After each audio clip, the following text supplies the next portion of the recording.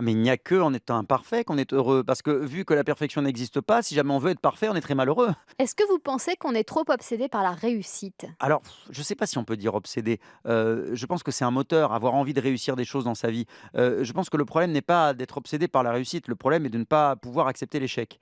Et il se trouve que la route vers la réussite est forcément, pavée de claques dans la gueule et d'échecs et de choses qui se passent moins bien. Et c'est pas grave, c'est comme ça aussi que tu avances, et puis une porte qui se ferme, ça veut dire d'autres qui peuvent se rouvrir. On se Heu, le dit après coup, ça. Parfois pas.